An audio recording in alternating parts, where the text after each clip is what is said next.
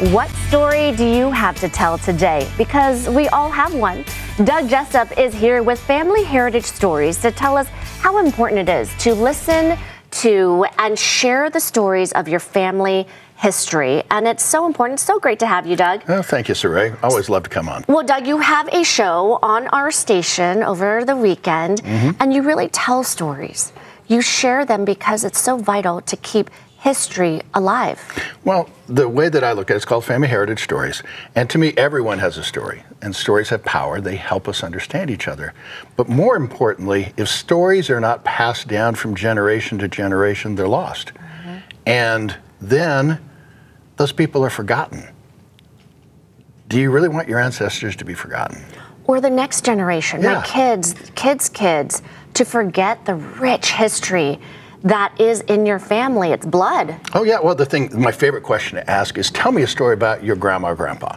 And then for those people out there, it's like, okay, now it's your responsibility to make sure that your kids know about your grandparents and, you know, and on down the line, because that's what makes us. You know, I mean, roots can get a little tangled, I guess is the way to put it, but it's still important because it helps you understand where you came from. Where you came from, how you want to live, how do you want to remember your family, and why you are the way you are. Yeah, quirks and all. Quirks and all, and so that is so important. In fact, you interviewed someone, an officer, who has a rich history and also a story to tell. Verdi White is a retired police officer, and he was a hostage negotiator for years. And he had an interesting incident that shaped his entire career. And when he told me this, it's like, you got to be kidding. And so let's roll that clip. Got in my car, I got back into the driver's seat, and he said, "Officer," I can't remember, he called me. He said, "I want you to know when you go back up to that car, there's a .357 Magnum sitting on there, right by the passenger side over there. And when you came up the first time, my plan was to shoot you dead." Wow. He said, "But the reason why I didn't do that is because you treated me with respect." When you came up to talk to me, he's a Southern gentleman, by the way. You treated me with respect. That's why I didn't do it. Got in my car, I got back into the... Yeah, no kidding. It's just like, you got to be kidding. And the thing that's interesting, and I don't think a lot of people realize this, but there's another word for police officer. It's peace officer. And so he decided to be able to help diffuse the situation.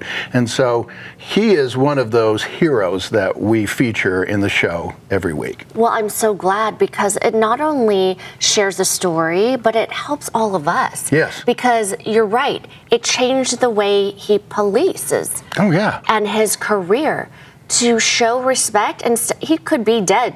Oh, right yeah. now. I mean, this was like, oh my gosh, you got to be kidding. And so those stories, those rich stories, and you know, I was at an event the other day and it reminded me of one thing, and they're called One Kind Act a Day.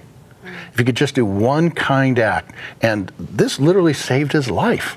Wow. And the ripple effect that comes from that. Okay, another story. I love her so much, Mary Kraft. Oh, yeah.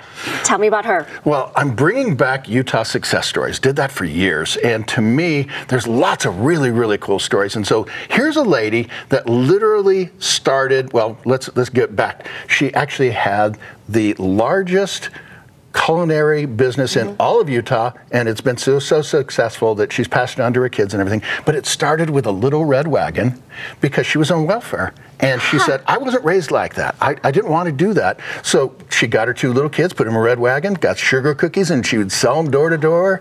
And it's like, oh my gosh. This is why we need Utah success stories. Let's look at what it looked like back in the day, and we're bringing it back, Doug. Yeah.